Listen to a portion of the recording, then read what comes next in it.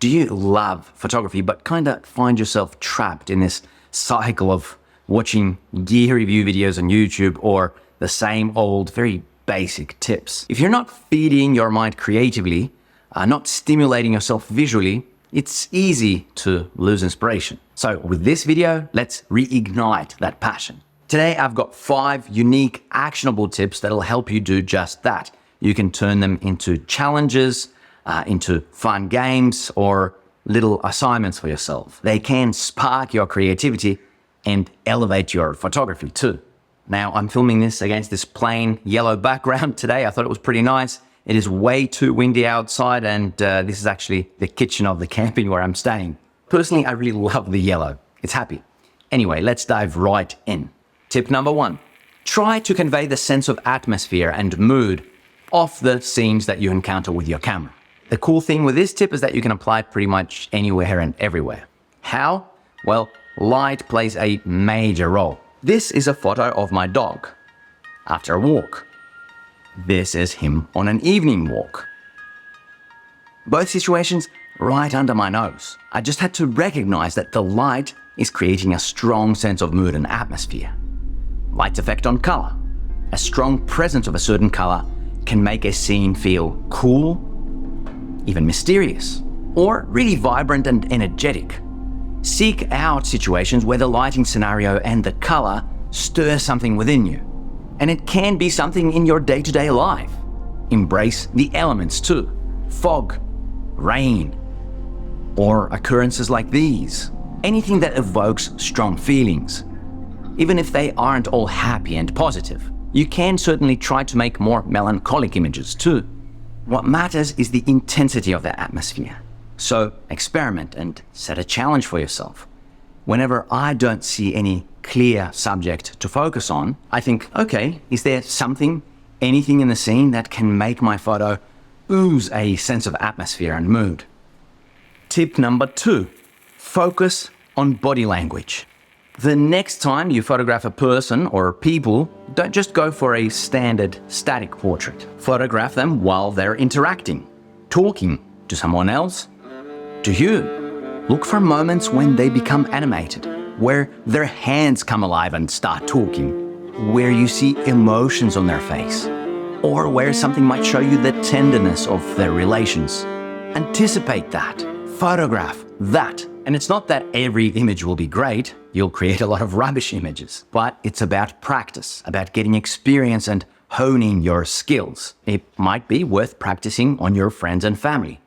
Get good at this. Train your eye to discern the most interesting, the most telling, the most expressive instances of body language. When you photograph strangers, when you travel, you'll be able to take advantage of this skill. You'll potentially make compelling photos where body language and emotions play a big part. And, set a little assignment for yourself. Make a mental note before you even head out to shoot. I must capture emotions and body language today. Maybe it's on the street, or maybe you're visiting a friend or a relative who gets really animated. Don't approach the shoot in terms of, oh, I want to make a photo of this person. Think of it more like, I want to capture the emotions or the body language of this person. Try this and you will end up with dynamic images that feel alive. By the way, just a quick mention. All of these tips are based on the ideas that I explore in great depth in my newest course that I'm currently launching. It's called The Ultimate Method for Amazing Photos. These are the last few days of the launch special, so you might want to check it out. Tip number 3, capture the sense of place from wide. Imagine that you have a landscape or a cityscape in front of you. Ask yourself, what is the characteristic element or elements here? Are there mountain peaks? Maybe a particular mountain peak that's really picturesque and distinct. What about an iconic architectural feature? Or a city skyline like this? If you're flying a drone, you might get a view of a sprawling desert. The vastness or the emptiness might be that characteristic element. Make sure to give plenty of attention to this element in your photo. You're gonna make it sort of like the main actor. You want the viewers to glance at your photo and say, okay, this is in the jungle, or this is the mountains, maybe high mountains, or okay, yeah, this is a populated city. This sounds obvious, I would say, but so often someone will show me photos of such and such place and they'll say, oh, it was so amazing, the mountains were so beautiful, so striking, the lake was so blue or whatever, but the photo doesn't reflect this. You haven't automatically captured the sense of place just because the scenery was breathtaking. That's just not how it works. You've got to be more purposeful. So anytime that you're in an area, in a place worth photographing, look for that distinct feature, that distinct element. Make a conscious effort. If there's absolutely nothing there that stands out in the wide shot, then you can do what I suggest in the next tip. Tip number 4, communicate the sense of place from up close.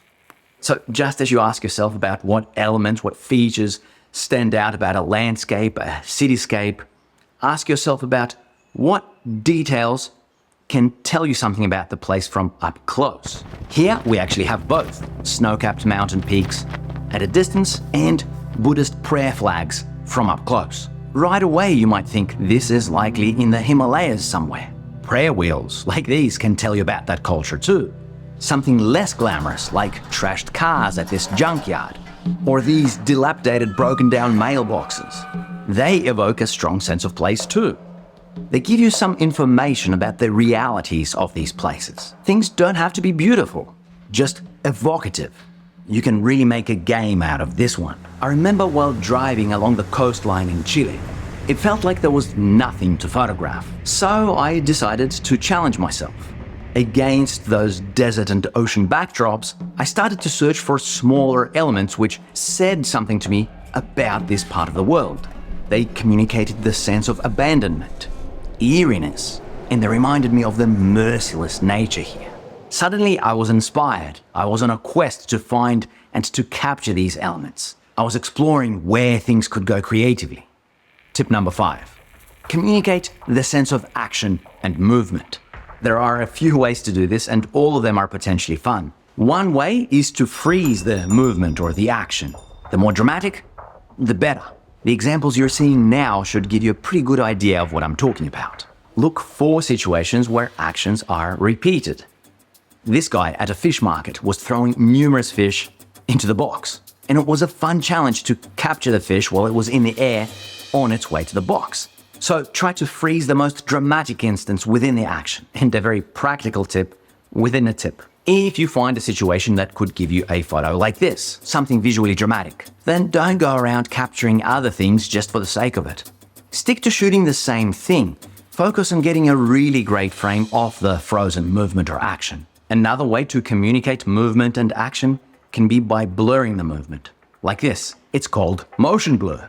The idea is that the blur evokes a sense of motion, like you might see something as a blur in life because it's moving too fast. There's the panning blur as well, which can be really fun to try and capture. Whenever there's constant movement, like on a street, at a festival, busy places, I'll usually capture the more straightforward, safe stuff, and then I'll try to capture images like these, where it feels like the background behind the subject is moving. All of these ideas about capturing movement and action can also be turned into little challenges, assignments, and creative games. Let's say you plan to hit the streets or go to the market. Decide even beforehand, okay, I'm going to capture motion and action in these 3 different ways. Having a purpose, setting goals to achieve, this can definitely make the photographic process much more engaging and definitely fun. Okay, so I've given you some ideas here that I hope will encourage you, will inspire you to play around and experiment when you're shooting in the future. Now, those elements, details, the body language, the motion, in the context that I talked about them, I call them visual cues. So actually, let's try something a little different. On Instagram, upload your images using the tips from this video, using a hashtag visual cues. I would absolutely love to see what you can come up with, and I'm sure that others watching this video would too, and I'll try to give some tips and pointers on some of the photos that I'll see. Visual cues are very important, and there is so much more to learn about them.